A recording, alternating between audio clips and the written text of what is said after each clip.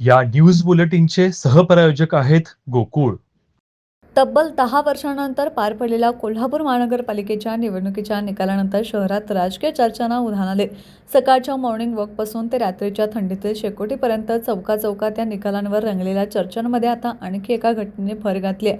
शहरातील प्रमुख चौकांमध्ये झळकणारे निवडणूक निकालांवर मार्मिक भाष्य करणारे डिजिटल फलक सध्या कोल्हापूरकरांचे विशेष लक्ष वेधून घेत आहेत. करेक्ट कार्यक्रम करणाऱ्या कोल्हापूरकरांचे अभिनंदन. एकटाच लढला, बिनधास्तपणे वाघ लढला. बिंदू चौकात कसं, तालीम ठरवलं तसं. शाहूमिल चौकात कसं, बागल चौक ठरवलं तसं अशा आशयाचे वाक्य असलेले हे फलक शहराच्या राजकीय वातावरणात नेमके भाष्य करत असल्याने चर्चेचा विषय ठरत आहे.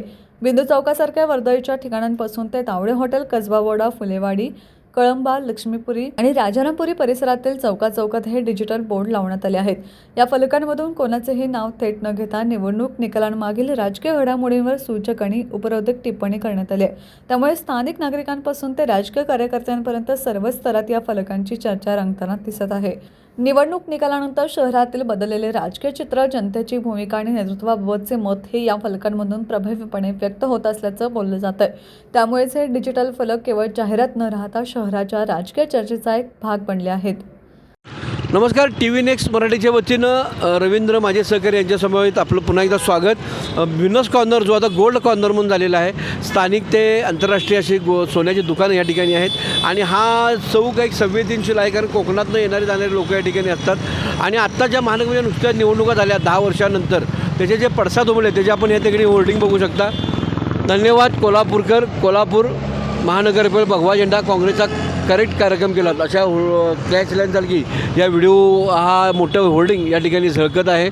या ठिकाणी स्थानिक नेते आहेत, त्याबरोबर राज्याचे नेते आहेत आणि देशाचे पंतप्रधानपासून ते स्थानिक नेत्यापर्यंत सर्वांचा समावेश यामध्ये आहे.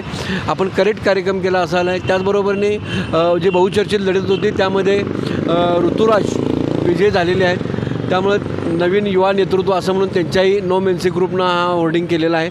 अशा प्रकारचे होर्डिंग वेगवेगळ्या ठिकाणी लागतात. त्याचबरोबर तालीम संस्थांचाही प्रभाव निवडणुकीमध्ये होता. अशा असायचं होर्डिंग हे बिंदू चौकातसुद्धा लागलेलं आपण बघू शकता. त्याचबरोबरीने राजारामपुरी भागात ती होर्डिंग आहेत. सदर बाजारामध्येही राजेश लाटकर आणि त्यांच्या सहकार्याने गड राखलात अशा प्रकारचे होर्डिंग आहेत. काही ठिकाणी सतेज उर्फ बंटी पाटील यांनी एकाकी लढत देऊन आपलं एक वर्चस्व दाखवून दिलं असं हे प्रकारचे होर्डिंग आहेत. जिल्हा परिषद निवडणुका जाहीर झालेल्या आहेत, मात्र त्यापाठोपाठ महानगरपालिकेच्या निवडणुकीचे वेगवेगळे पैलू आहेत. त्या पैलूप्रमाणे हे होर्डिंग हे कोल्हापूरकरांसाठी आगामी राजकारणाची दिशा देणारच आहेत. अशाच अपडेट पाहण्यासाठी बघत राहा TV नेक्स्ट मराठी. धन्यवाद.